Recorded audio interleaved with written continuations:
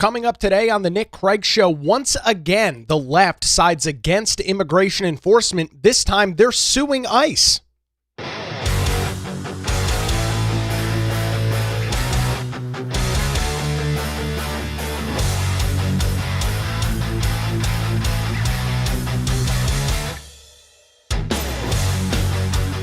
And a good Tuesday morning to you. Welcome into the Nick Craig Show, streaming live this morning on YouTube, Rumble, X, and Facebook. Don't forget that you can take the show with you 24/7 on demand by checking out the Nick Craig Show in your favorite podcast app. You can also listen online by visiting the website nickcraig.com. Our show this morning, as always, is brought to you by Melissa Gott and the amazing team over at the Law Group here in Wilmington. For any legal challenges you might be dealing with, 910-251-6088, or you can visit them online at lawgroupnc.com. It would appear to me that Democrats have not learned their lesson on immigration. And I don't mean to go back into the well and constantly bring up old stories and old topics and old things, but I think it's important to lay a little bit of a groundwork as to how we got to the situation that we're in right now. Going all the way back to the middle and early parts of 2024. Oh yes, we're going back a couple of years.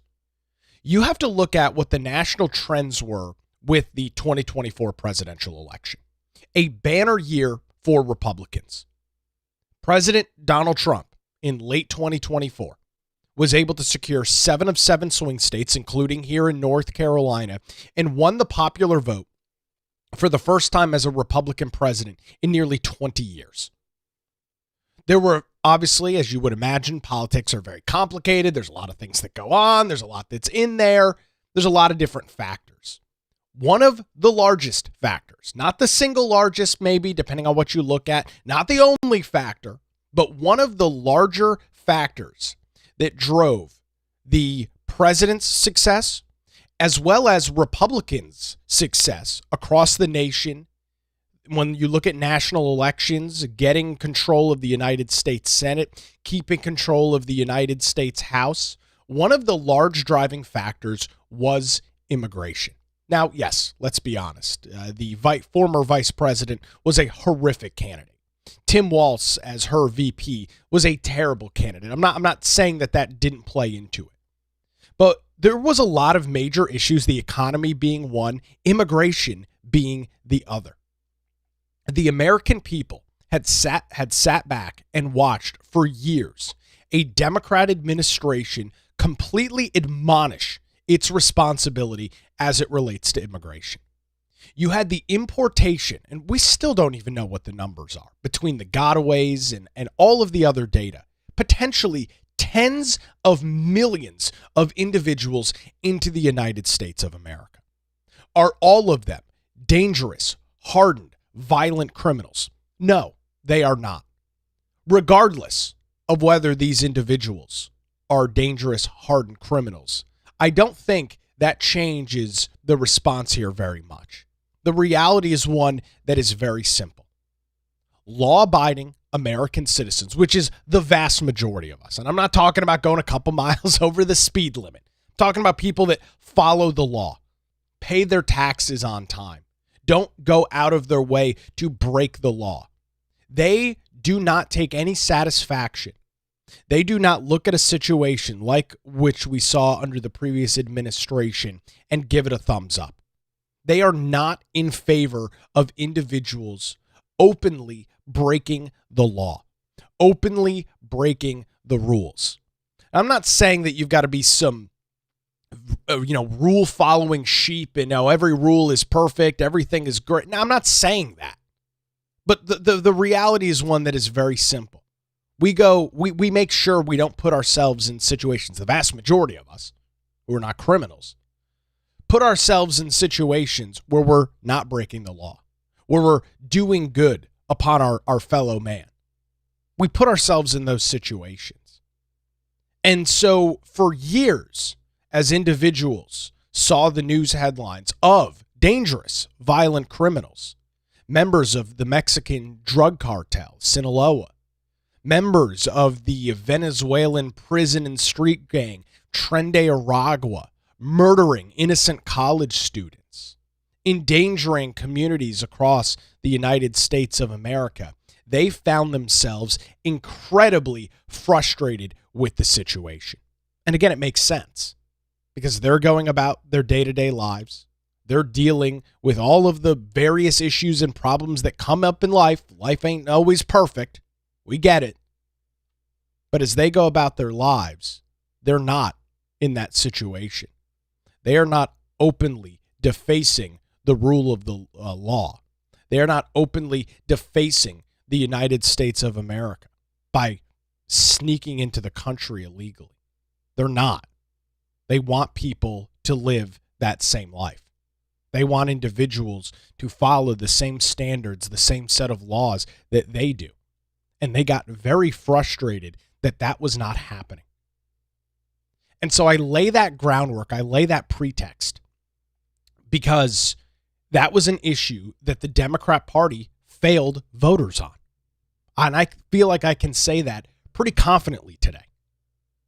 The lack of handling of the immigration problem during the Biden administration and seemingly ignoring it during the 2024 presidential election, and whatever the name of Harris's book is, 103 days or however many days she had to run for president.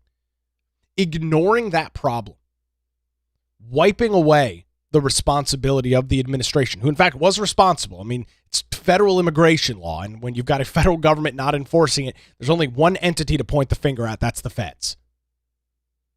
They did not handle the issue correctly. Why? Because it was a lose-lose political issue for them. But because they didn't handle it correctly, because they didn't come to answer the questions that were being asked, and justifiably and rightfully so, by the American people, they kind of backed themselves into a corner and allowed the election to run away from them. And it in fact did. As you are now very well aware here in almost mid-January of 2026, Donald Trump is in the Oval Office. Republicans, for the time being, control the House and control the Senate.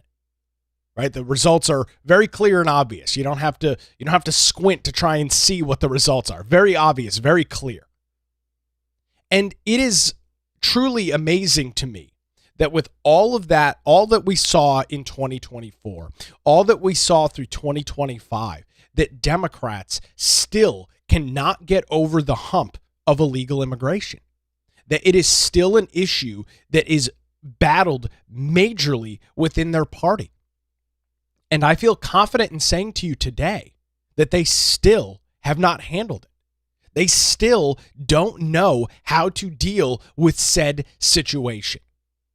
This takes us to Minnesota today, where on yesterday, January the 12th, the state of Minnesota is now officially suing the federal government over its recent surge of immigration and customs enforcement agents to the Twin Cities, arguing that the surge is, quote, unconstitutional and unlawful. We also had the state of Illinois, another phenomenal, great, progressive battleground, also suing the feds on similar verbiage, similar reasons, the same day as well, yesterday, January the 12th. And as I was reading about this on Monday, as I watched a press conference that you'll hear from the radical, progressive Attorney General Keith Ellison for the state of Minnesota. If that name sounds familiar to you, it might, because he was previously the number 2 man within the Democrat Party nationwide, a well-known Democrat, a well-known progressive, a well-known radical. You'll hear the voice and the words coming straight out of his mouth. We'll hear from the incompetent mayor as well in Minneapolis as he continues down his war path against federal officials. And it genuinely leaves me in a position where I don't think the Democrats understand the script here. And I've got some data from Pew Research and a couple of other entities and outlets that we'll look into showing what people think about immigration. And before we get into this press conference, which we'll do here in just a couple of minutes, I think it's important to maybe lay out the case that social media and Reddit and online publications are not necessarily and oftentimes are not representative of what broader America thinks. Many of these social media platforms, whether we're talking about X or Reddit or Blue Sky or whatever social media platform of choice, these outlets are echo chambers for either side of the political aisle. And they truly do not represent, in most cases, what the vast majority of the American people think and what the American people believe. And I think both sides are guilty of this, fall into the trap of, oh, there's a lot of people talking about this on Reddit. Oh, there's a lot of people talking about this on X. Therefore, the problem, the way in which we're handling it, is the absolute best possible solution going forward. And I'm here to tell you this morning that that is frankly just not the case. If you spend all day on Reddit, which I would highly suggest you don't because it is a liberal cesspool, you will find very little of any diversity of thought on a platform like Reddit. And, you know, you might say that, I'm sure those on the left would say the same thing about Twitter or now X, but at least there's some level of diversity. I mean, you can go to a prominent Republicans page and see people saying mean, terrible, awful things and disagreeing with them. There's plenty of, moronic liberals that are on X. Not the case on Reddit. And I don't really want to get into a social media debate this morning, but I think that's an important thing to kind of lay out here, because you can go online and obviously the situation that unfolded in Minnesota last week with an ICE-involved shooting. We'll talk to attorney from North Carolina and now candidate for the North Carolina House, Seth Woodall. He'll join us coming up a little bit later on in the program, and we'll talk about some of the issues that unfolded and allowed that situation to unfold the way that it did, an ICE-involved shooting, killing a woman in Minnesota last week. And if you immediately look for the online reaction, you would be of the mindset that everybody in the nation, or almost everybody in the nation, is against what's going on with immigration and customs enforcement. And I'm here to reality check that this morning and say, frankly, that is just not the case. So on Monday, you had the state of Minnesota, led by Attorney General Keith Ellison, announced that they were officially suing the Department of Homeland Security, officially suing the federal government, naming Kristi Noem, who's the secretary of DHS, as the lead defendant in the case. Now, I could read through portions of the lawsuit, and I'm sure in the coming weeks we'll get into those details, but there was a major press conference yesterday within the city of Minneapolis. It was led by the state's attorney general, again, who is a radical progressive, was previously, not that long ago, I think it was 2018, the number 2 man within the Democrat Party. Hear it directly from him. Why are they suing the U.S. government? We've come together, and we're here to announce a lawsuit we're filing against the United States Department of Homeland Security to end the unlawful, unprecedented surge of the federal law enforcement agents into Minnesota. Because this has to stop. It just has to stop.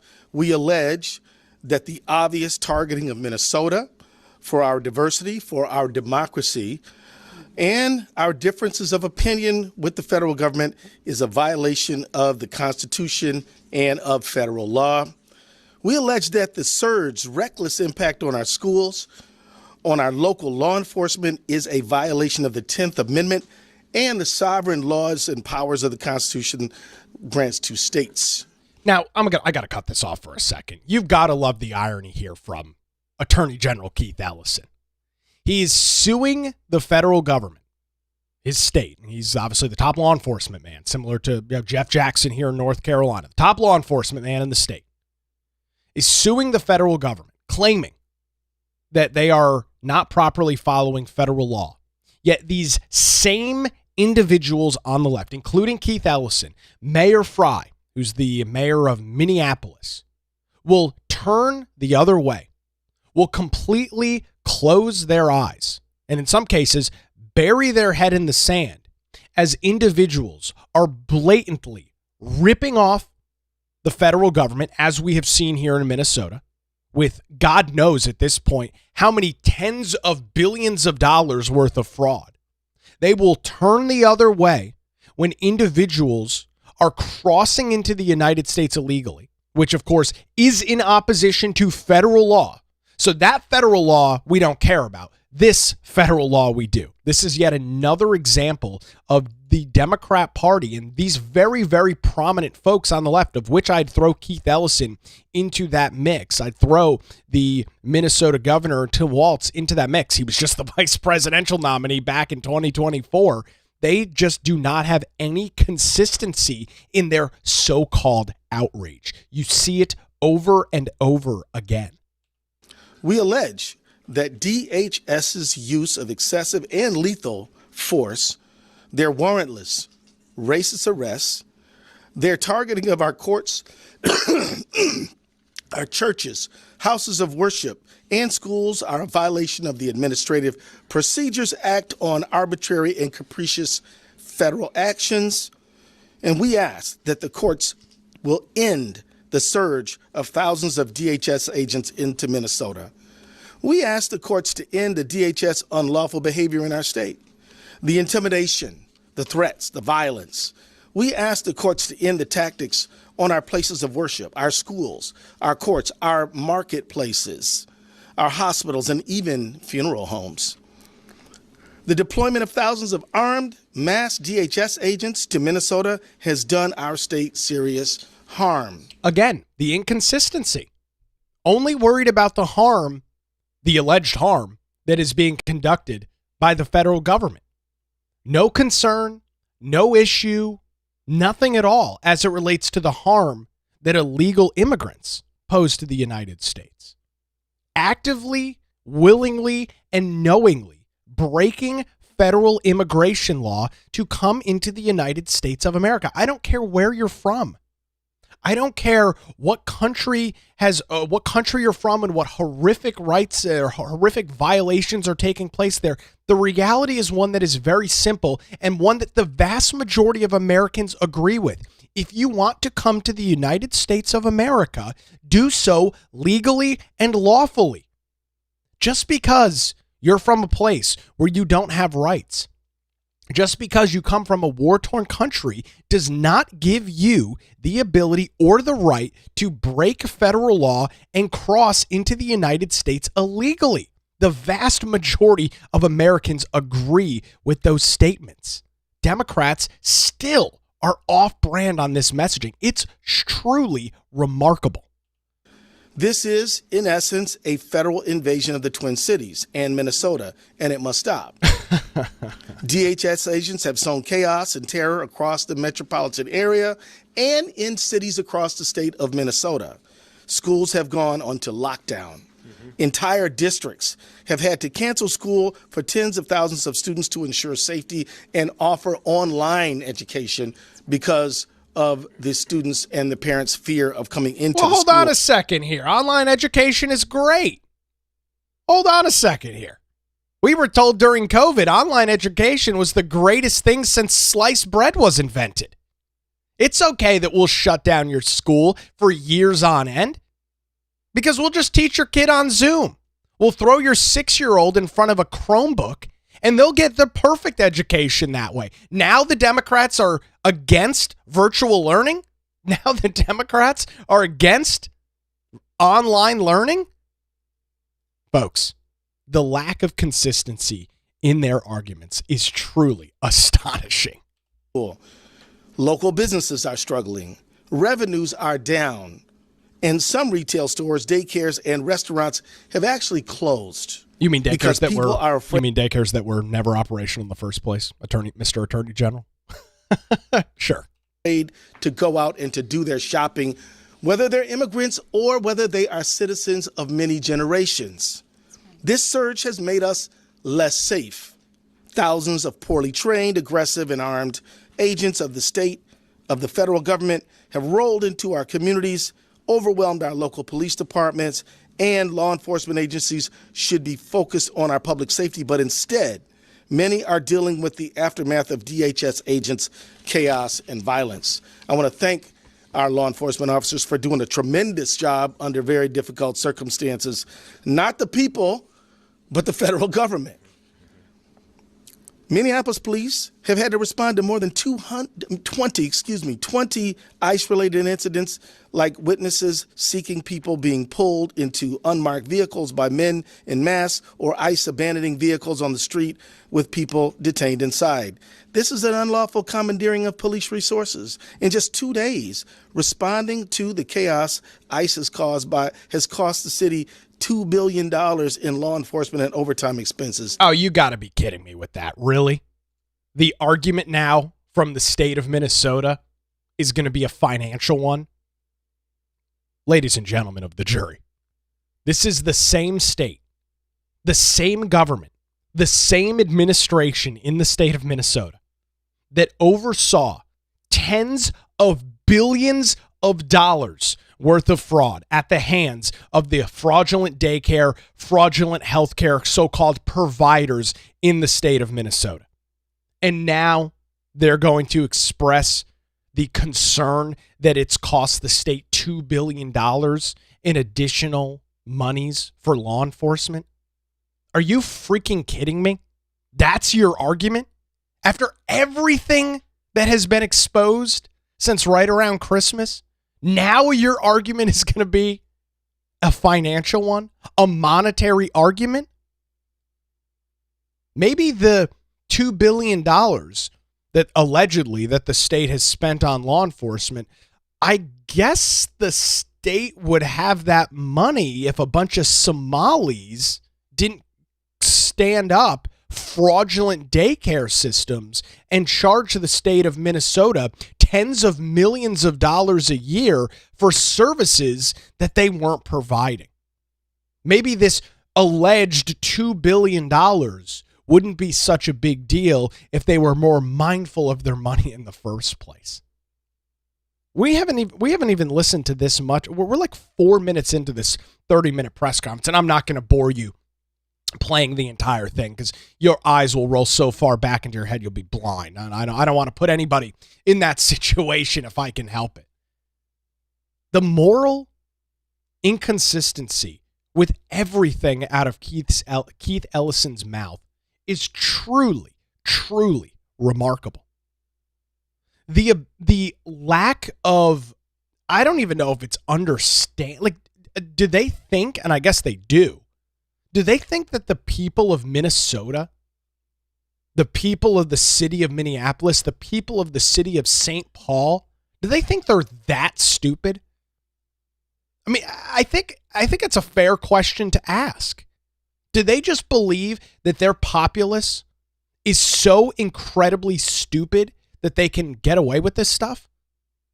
That they can now plead that they're the victims and lay out this public circumstance in which it's not the people of Minnesota that have been grifted to the tune of tens of billions of dollars.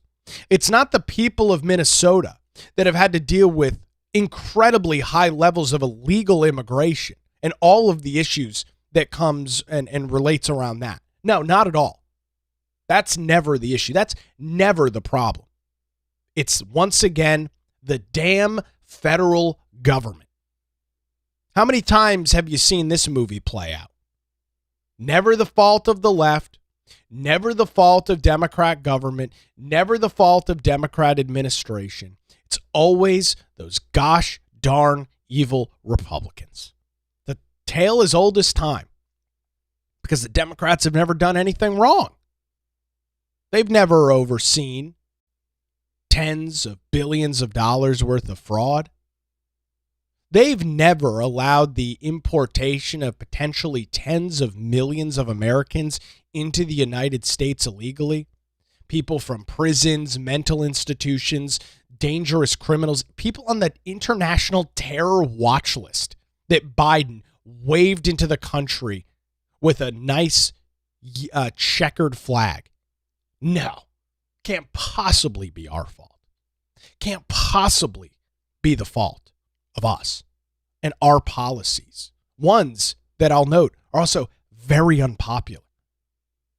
The polling, the data, the evidence would indicate that the vast majority of the American public is not okay with illegal immigration. They are not okay with individuals giving the middle finger to the United States, giving a middle finger to our laws, and coming into the country because they feel like it. Coming into the country because they're from some war-torn third world shithole. That doesn't give you carte blanche to come into the United States. Is it a miserable situation? I'm sure it is. One, fortunately, that I don't have to deal with as somebody that was fortunate enough to be born in the United States. So, no, I don't know. I don't know what that's like. What I do know is it is not a free pass to break federal immigration law and to come into the United States of America. So we just heard from Keith Ellison, the Attorney General for the state of Minnesota, formerly number 2 man within the National Democrat Party. He's suing Kristi Noem. He's suing the federal government, making all of these claims that the state of Minnesota is unsafe, is less safe than it used to be. And again, it's all because of the gosh darn federal government and their attempts to enforce federal immigration law. It wasn't long into the press conference before he turned it over to the great mayor from the city of Minneapolis, who just in the last couple of days has been out and about telling ICE that they are not allowed to be in his city. I'm sure he's got some great wisdom and insight. Here's Mayor Fry. Thank you, Attorney General Ellison, for your leadership and your incredible team's work around this issue. Thank you to Mayor Herr of St. Paul for your partnership. These are not normal times, and so the response that we are asking for from the judicial system and from the courts requires that we file suit at this particular moment. What we are seeing right now is not normal immigration enforcement. We are not asking ICE not to do ICE things. Not true. We are asking this federal government to stop the unconstitutional conduct that is invading our streets each and every day. Notice that term, invading, cares so much about what's going on at the federal. These are not normal times. Mayor Fry, I'd argue it's not normal times when tens of millions of people cross into the United States illegally. Yet, mum was the word from his office when that was taking place during 4 years of the Biden administration. Another inconsistency on the left. I know. Surprise, surprise. You've seen the videos. At times, there are as many as 50 agents arresting one person. The scale is wildly disproportionate and has nothing to do with keeping people safe. In Minneapolis, we've done work extensively with the federal government under multiple administrations to keep people in our city safe. We have worked with the DEA, the ATF, the FBI, the Attorney General's office, as well as the U.S. Attorney's office, to successfully drive down crime in our city. We've seen the results of that work, but let's be clear. The stated reason of this federal government for bringing in this full invasion of ICE and border control is not safety. If it were safety, there would be other mechanisms to achieve safety. Like what? By the way, crime is down in virtually every category, in virtually every neighborhood of this city. If this were about fraud, then you'd see an invasion perhaps of accountants. But that's not what you see. What you see is people being indiscriminately taken off our streets. Discrimination only takes place to the extent that a determination has made that somebody is Somali or is Latino, or at least they look that way, and then there is virtually no discrimination thereafter. Here's the thing. You can't indiscriminately take people off our streets, American citizens off. Yeah, but see, that's where you're wrong there, Mayor Fry. Yeah, no, the federal, and just in case maybe you are new to the program and maybe you woken up out of a 20-year coma, ICE, which is what everybody loves to talk about. We're not talking about the little clear chips you put in your drink. ICE, immigration and customs enforcement, it's baked right into their name. Their job, they are a federally sworn law enforcement entity, by the way, one of which Donald Trump did not set up. ICE has existed for quite some time. It existed under the Obama administration. It existed under the Biden administration. It existed under the first Trump administration, and it exists now. I know that's going to be shocking for many on the left. ICE has existed for quite some time. It's baked right into their name, Immigration and Customs Enforcement. And they absolutely have the authority to enforce federal immigration law and detain individuals who are not in the United States illegally.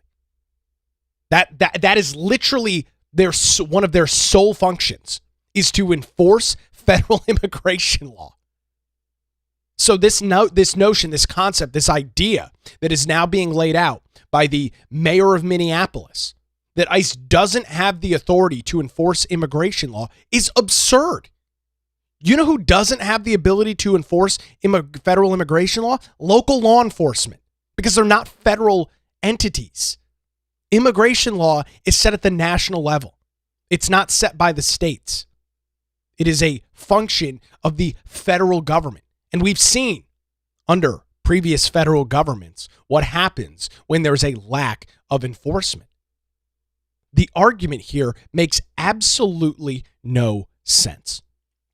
So I went and pulled some data, and it was a little bit hard to find. Obviously, there's been a lot of flash polling, as you can imagine, over the last week or so since the ICE-involved shooting that took place in Minneapolis last week. And that polling is obviously very negative on ICE. No surprise about that at all. There's a woman that unfortunately got killed because she thought it was a good idea to ignore the orders of law enforcement. She put herself in a lose-lose situation, and she ended up, unfortunately, being killed because of her own actions. So the current public sentiment on ICE, as you can imagine, is not very popular.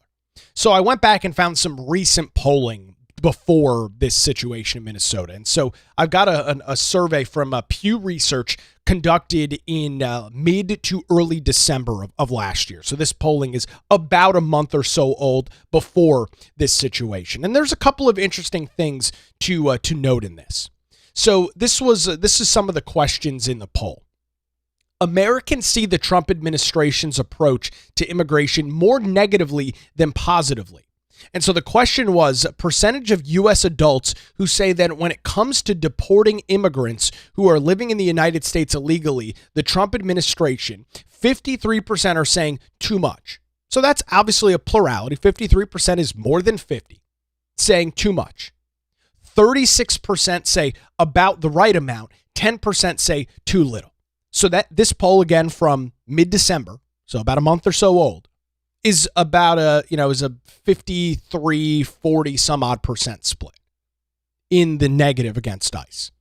But then the next question I found to be even more interesting. 51% of U.S. adults surveyed say that some immigrants living in the United States should be deported. 51%. That is an overwhelming plurality. Also, 31% say all immigrants living in the United States illegally should be deported, while only 17% say that none. And it goes back to what I opened the show with on this concept that the left thinks they're on the winning issue of immigration. They're not. You can look at, and there's two different questions here for a reason. I really appreciate this research from Pew, because it really lays out the issue. While people, and 53% say that ICE might be going a little bit too overboard, when you add these other numbers together, 82% of people say that some or all immigrants living in the United States illegally should be deported. So this idea that those like Mayor Fry and Attorney General Keith Ellison are on the side of the vast majority of the American people, they're just not. Only 17% say they don't want people deported. Now, obviously, there's some semantics in this. But you talk about the enforcement mechanisms, you talk about the work that's going on with immigration and customs enforcement. Sure, it's a complicated issue.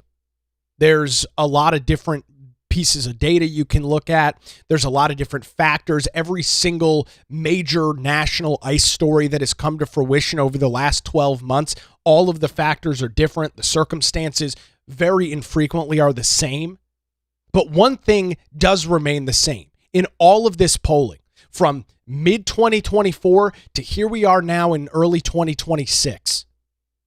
The vast majority, the overwhelming majority of American citizens are not in favor of people being in the United States illegally. They might not like the work that ICE is doing. They might think that ICE is being a little bit too aggressive with what they're doing. But when the rubber meets the road, they are not fans. They are not in favor of illegal immigration. This is a huge losing issue for the political left. And I will admit, and I often don't find myself in this situation, I'm a little bit surprised that this has not been looked at. This data has not been dug through. And they have come to the reality, they've come to the conclusion on the political left that they are once again on the wrong side of another major issue. The men and women's sports, that was one of the greatest hits from the Democrat Party. They thought they were with everybody. Turns out it was a 90-10 or 95-5 issue. Democrats being on the wrong side, protecting so-called women, dudes pretending to be girls playing in female sports. A huge losing issue for the left. And it is now setting itself up as kind of a track record of this stuff. We see with a vast majority of these major political issues that the Democrat Party is just on the wrong side. And again, don't take my word for it. Take a look at the numbers from Pew Research. Only 17% of U.S. adults say that nobody should be deported. 82% say, yeah, some or all people living in the United States of America illegally who crossed into the country not using a legal port of entry should be deported. This is, you talk about the number above this, the 53 to 36. While that's a small plurality, this is overwhelming. When you get 80+% of people on essentially one side of an issue, it's an overwhelming majority.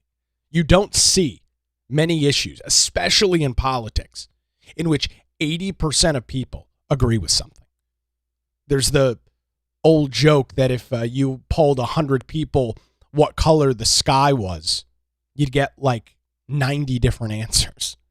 It's very hard to get people to agree to something, especially in politics. But the data on this, and again, you have to go back about a month or so to get more accurate data. And the reason I said I didn't pull any of the recent data, and I looked at it, is right now, there is a lot of negative public sentiment on ICE. No surprise. You had a woman that was just murdered in Minnesota last week.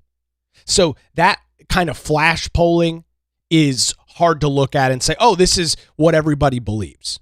Our news cycle moves incredibly quickly. Things change literally at the snap of a finger on a dime.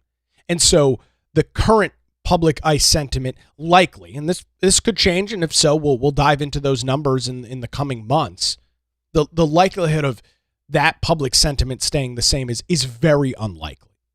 It's a flash poll. There was just a major news story that many folks, or I shouldn't say many, some folks feel paints ICE in a very negative limelight.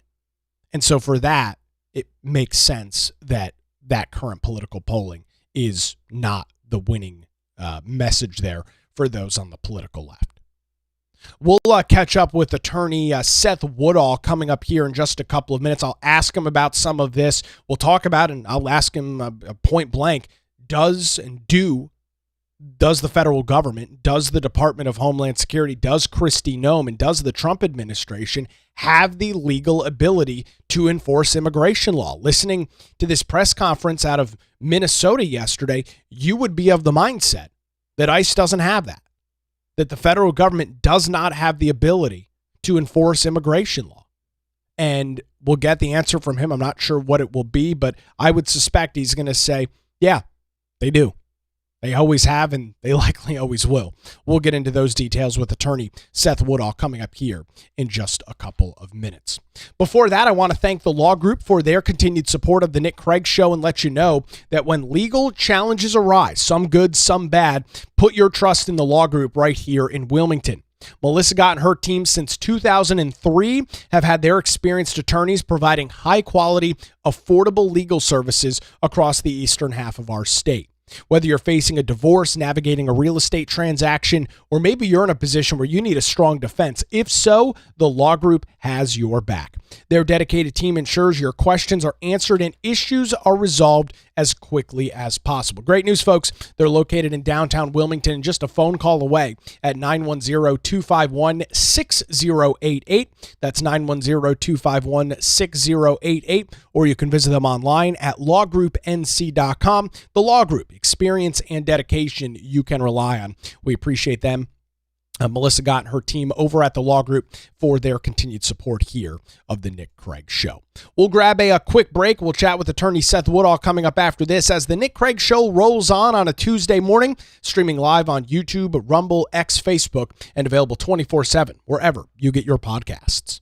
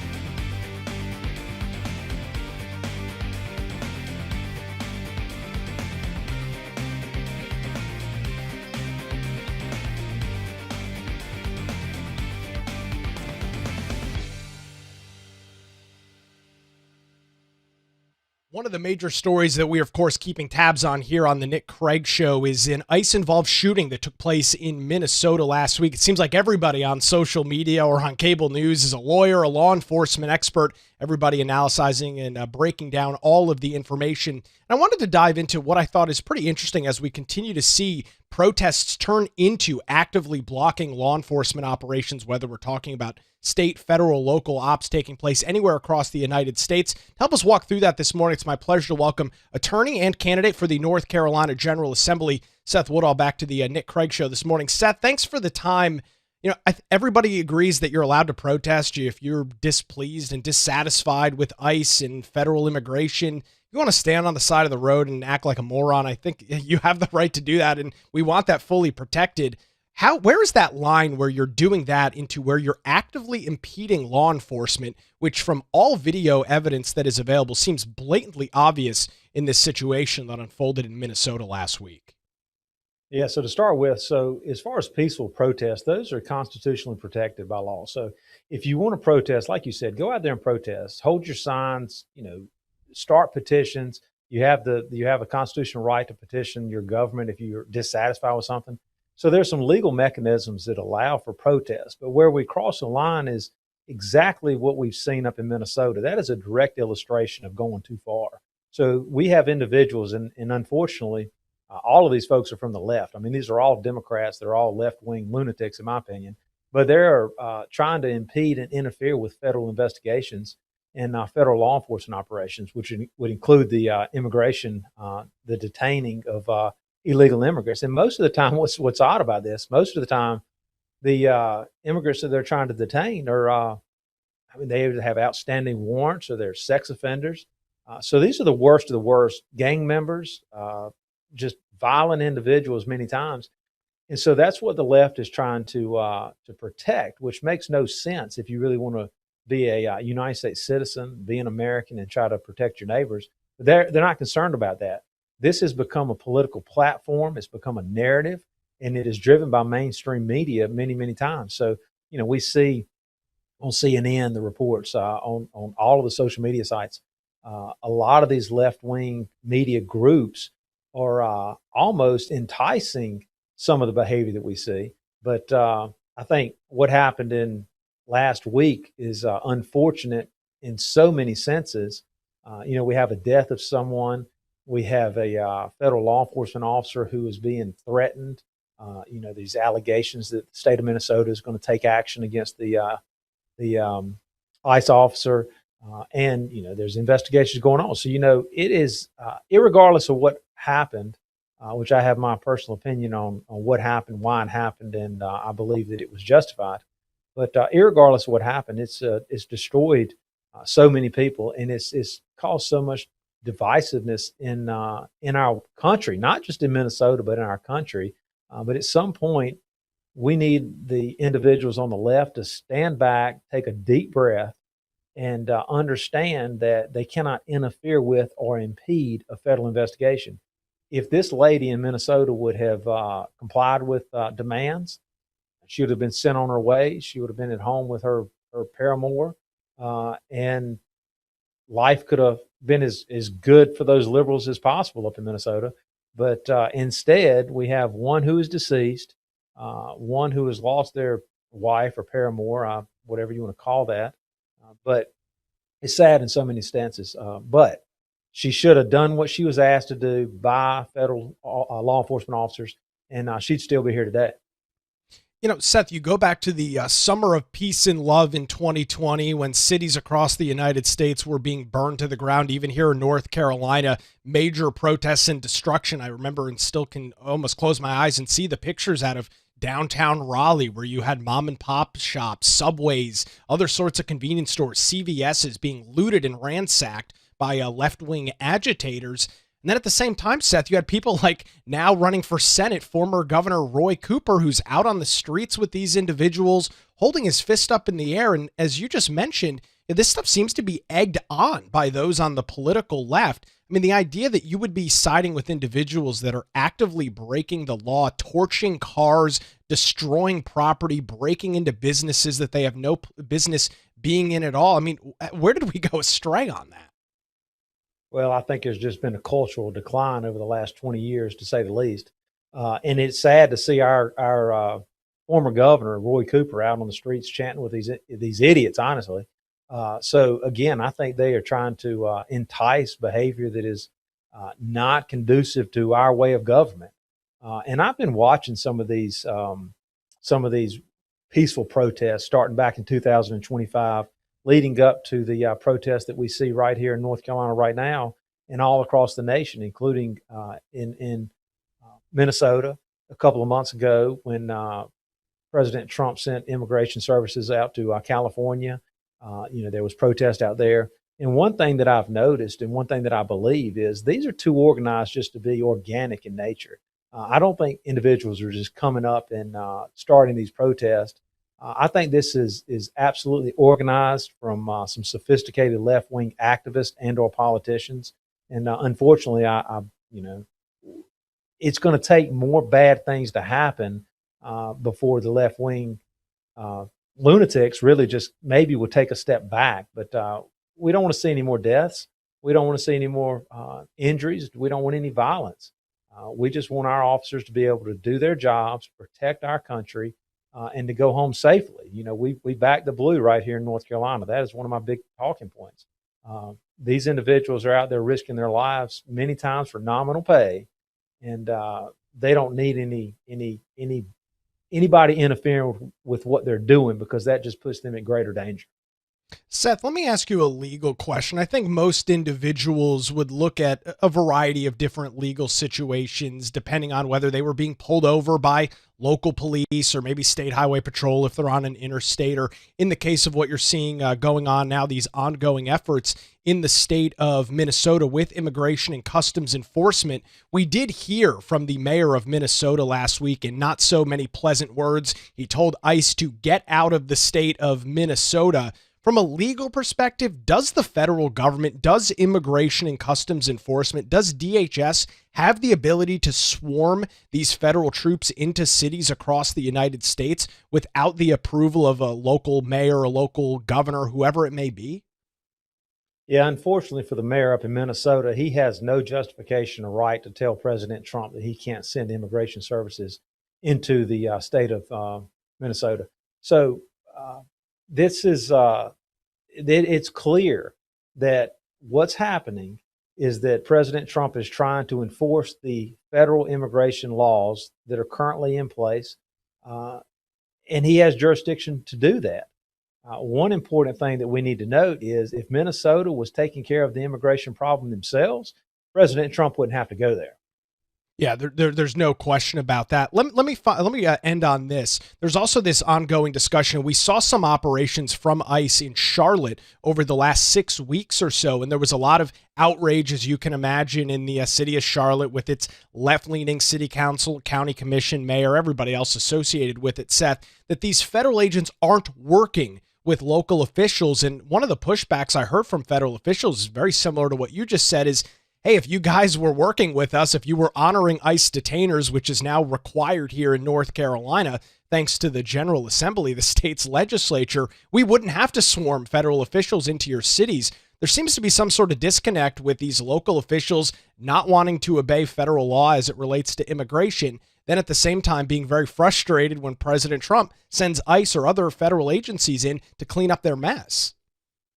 Yeah, so the North Carolina General Assembly has done a pretty good job of implementing laws that would require immigration detainers on people that should not be here. The problem is, out of 100 counties, a lot of the big counties, including Mecklenburg, which you were speaking about with Charlotte, these are left-leaning jurisdictions or counties, districts.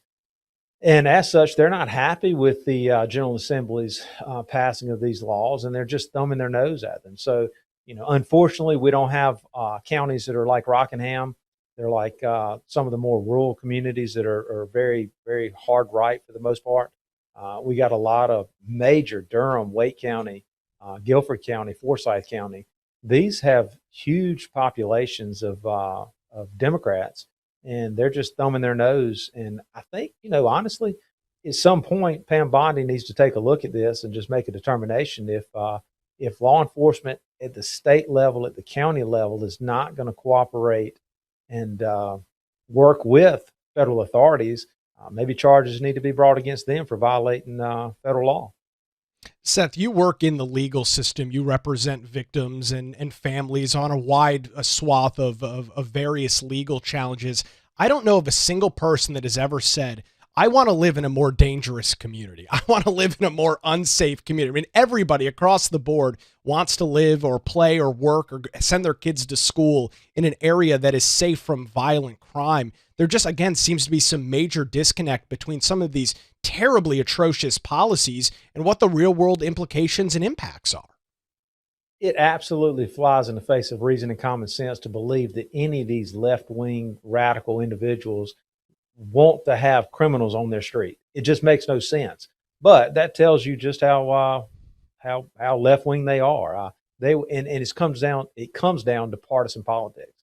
They hate Republicans so bad that they will do anything in their power to destroy the Republican Party and to stand in their way of implementing policies. We've seen that over the last 5 years with the weaponization of the Department of Justice against President Trump. And now we see it right here in North Carolina it's sad, but these Democrats will stop at nothing to prohibit the implementation of federal law that is binding on all citizens. But here we are, and they're interfering with federal investigations. Great information as always. We appreciate the time, insight, and information. Attorney and North Carolina member or North Carolina candidate for the North Carolina House, Seth Woodall, joins us on the Nick Craig Show. Always great to catch up with Seth and get some insight and analysis from him. And I'll just end on this. You see this floating around if you are an active user of social media. You'll see people saying, oh, is this what you voted for? Well, yes, it actually is. I think it's what a lot of Americans voted for. To go all the way back to where we started the show this morning. The American people were not and remain not satisfied with these out of control, insane leftist policies that are pushed by people like Tim Walz, like the great mayor and Mayor Fry in Minneapolis, here in North Carolina, Vile Isles in Charlotte, the mayors in Raleigh and Asheville, and unfortunately now here locally, the 7-0 Democrat City Council within the city of Wilmington. The American people, the vast majority of them, are not in favor of these policies. They're just not. So if you're going to ask me, is this what you voted for? Yes, it is. I voted for an administration that would clean up the mess left by Democrats. I voted for an administration and a president and members of Congress, and I will be doing so in 2026, that are going to push back against this insanity and enforce the rule of law, whether we're talking about local and state regulations or whether we're talking about federal immigration law. As I mentioned to Seth at the close of the interview, do you know anybody that wants to live in a more dangerous area? Do you know of a single person that says, I want to live in a dangerous community? I want to send my kids to school in a dangerous community. No, of course not. That person does not exist. Yet this is what those on the political left are actively pushing for. We appreciate the information and insight this morning from attorney Seth Woodall. Always great information and analysis from him right here on the Nick Craig Show. Well, that's going to do it for a Tuesday edition. Don't forget that you can take the show with you 24/7 on demand by checking out the Nick Craig Show in your favorite podcast app. You can also listen online by visiting nickcraig.com. We appreciate the Law Group here in Wilmington for their continued support. Visit them online at lawgroupnc.com or give them a call 910-251-6088. That's going to do it for a Tuesday edition of the Nick Craig Show. We're back here tomorrow morning, 7 to 8 on all of our live channels. We'll see you then.